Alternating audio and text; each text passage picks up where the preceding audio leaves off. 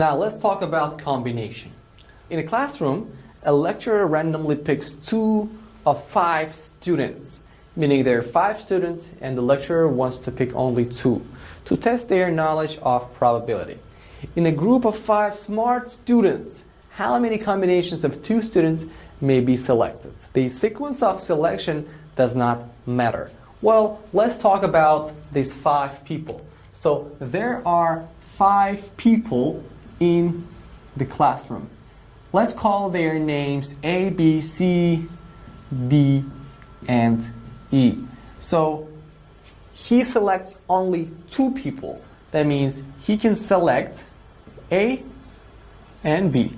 That's one outcome. He can select, this is one combination.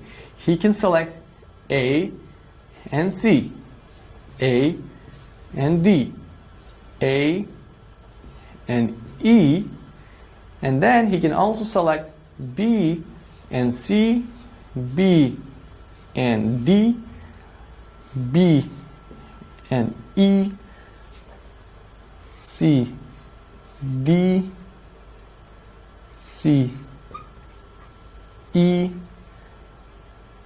D, E. So overall you can select 1, 2, 3, 4, 5, 6, 7, 8, 9, 10 combinations of people. And the sequence of selection does not matter, meaning A, B, if the lecturer is choosing A, B, it's the same as B, A. Alright? So the sequence of selection does not matter. You're asked to calculate the number of combinations for choosing 2 people out of 5.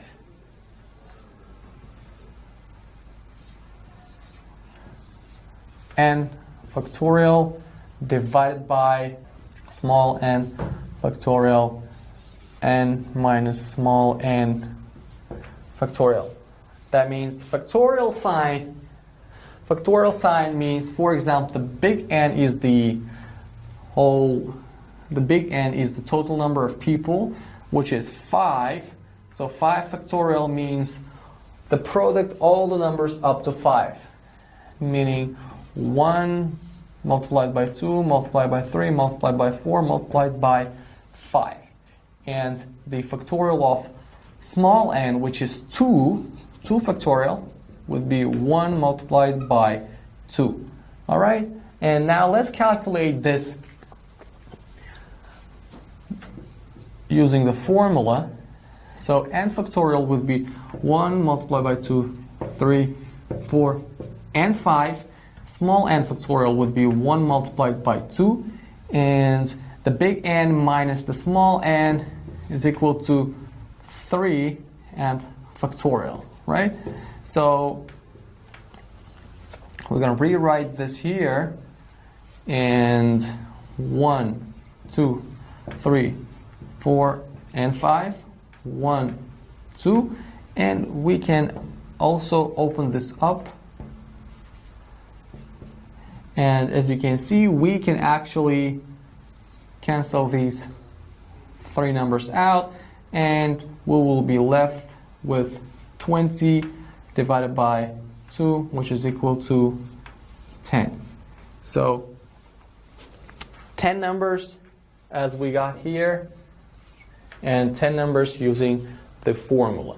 So combination formula gave us the exact number of combinations if we choose 2 people out of 5 students. Now let's talk about permutation. So what is permutation? So permutation is something very close to combination, but here the order does matter. For example, now let's assume the same people again in the classroom. A, B, C, D, and E.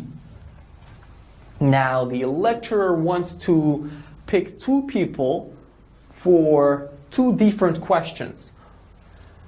For question 1 and question 2, he chooses a combination of people, And the question is, how many types of combinations can he choose so that these people do not solve the same question twice, all right? So what he can do is the same, all right? So A goes for the first question, B goes for the second question. A goes for the first question, C goes for the second question. A, D, A, E, B, C, B, D, B, E, C, D, C, E, D, E. Now that we have all the combinations, 1, 2, 3, 4, 5, 6, 7, 8, 9, 10. What we can do is we can continue this switching the pairs. Now A goes for the second question and B goes for the first question, meaning he will solve the second question and B solves the first question. So this is another combination where you can arrange the students. So what you do is you just flip this. So AB is BA, AC is CA, D, A, E, A, C, B, D, B, E, B, D, C, E, C, and E, D. So here again we have another 10 combinations, and overall we have 20 combinations. I mean, good news, you don't have to count and do the same combinations for each of the questions. What you can do is you again can use the formula. Now this time it's the formula of permutation. Now the formula of permutation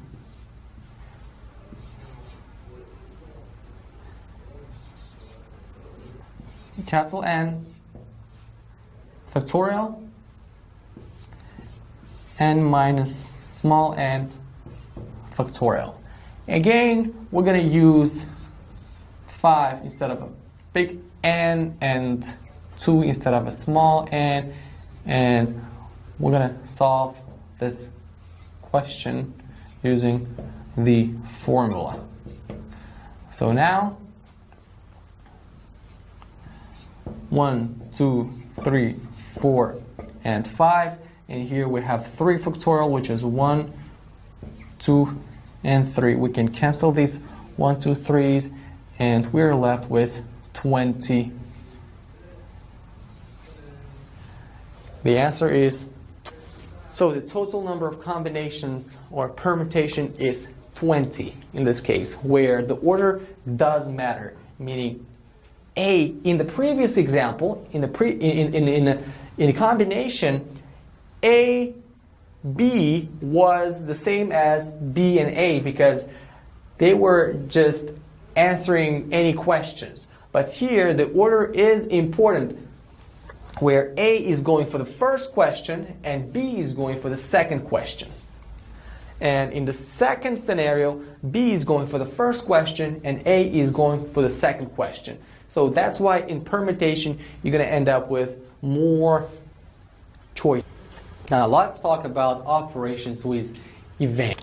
The first operation with events would be the union sign, meaning A union B will include all the possible answers or outcomes that includes A and A. Intersection B includes all the answers that are common for A and B. A complement, or it can also be written as A apostrophe, where it means you have to find the total number of outcomes, all outcomes but A, or excluding A. So A complement means all the possible answers but excluding. Now let me talk about the question you're going to be asked concerning this sign. Let's say a set or sample set, when you toss when you draw a die, you're gonna get 1, 2, 3, 4, 5, and 6. So these are all possible outcomes when you roll a die. Now let's say set A includes all the even numbers. 2, 4, 6. Now set B includes all the odd numbers. 1, 5, 3, and 5. Now set C includes 2, 3, and 5. So this is kind of a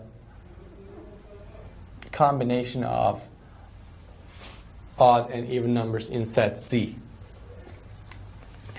Now what they're asking to do is find the A intersection with C. So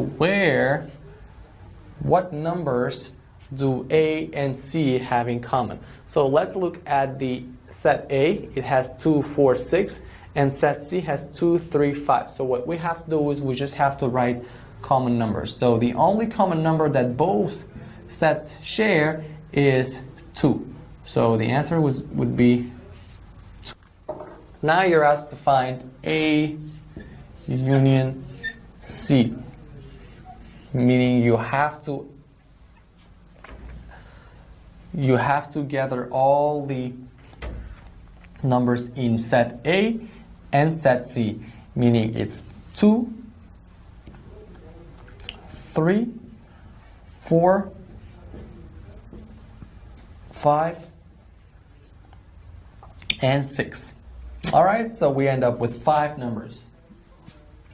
Now, you're asked to find A complement C, or A intersection with C. Meaning you have to find the number that both sets share, meaning what are the common numbers in A and C? So 2, 4, 6, 2, 3, 5. So the only number that both sets share is 2. So A intersecting C is 2.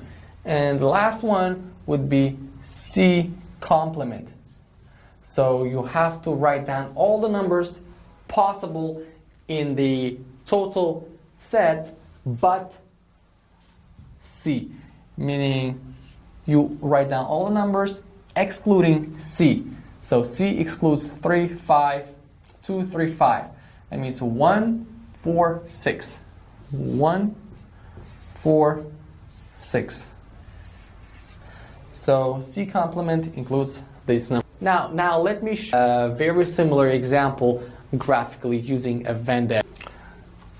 So we're going to draw a very large rectangular here, and this is the total set, or all the possible outcomes or numbers we're going to get here. So here we're going to draw set A, and here we're going to draw set B. Now, this area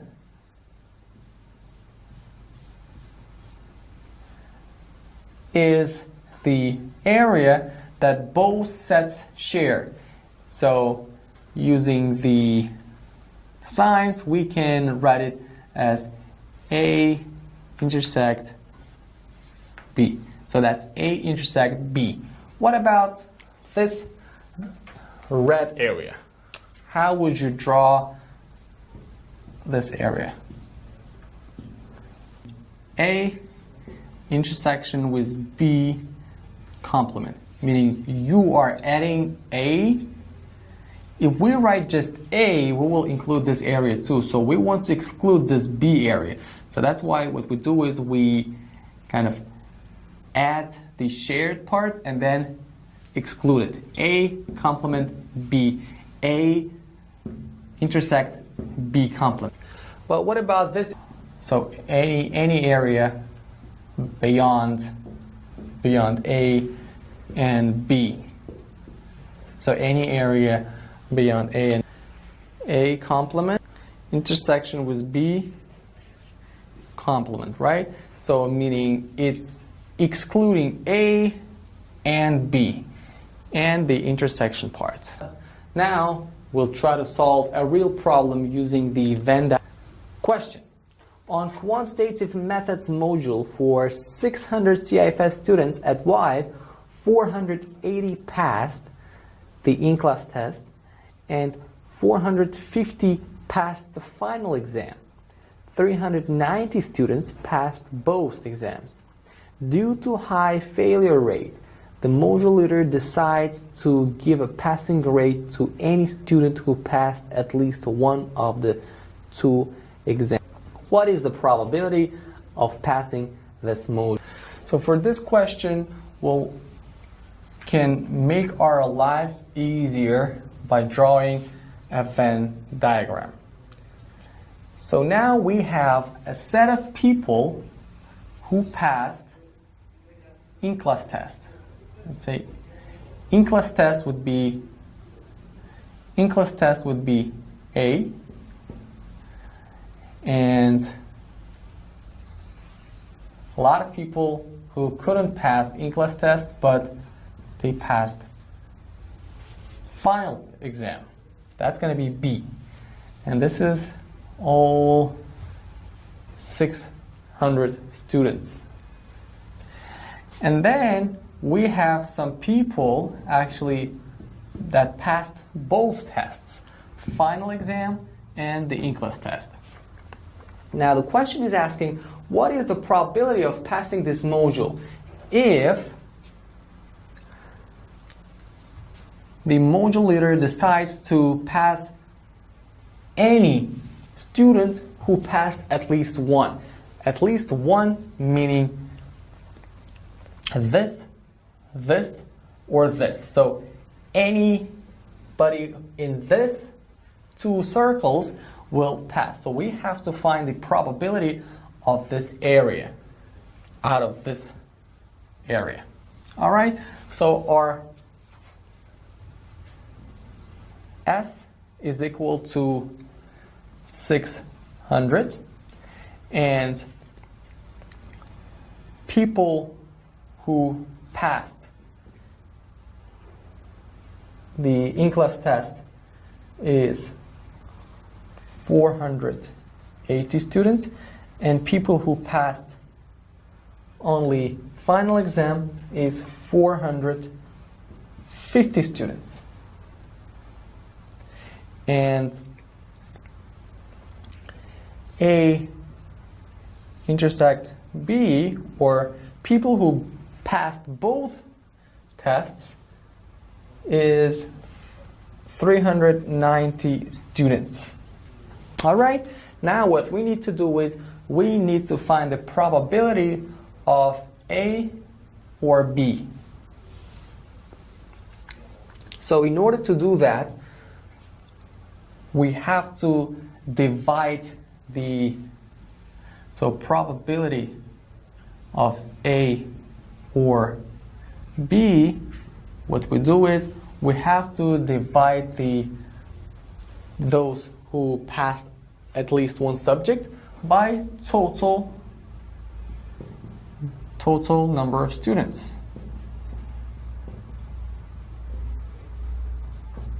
So as you can understand, so this area is the number of students who did not pass any of those tests, right? And this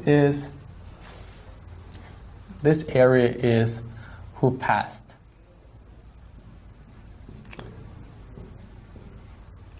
At least one. All right. And we need to find probability of A union B, meaning A and B. All right? So in order to calculate A and B, the probability of A and B, what we do is we have to add probability of A plus probability of B, and this is something very important. If we add this and this, we will be counting this common area twice.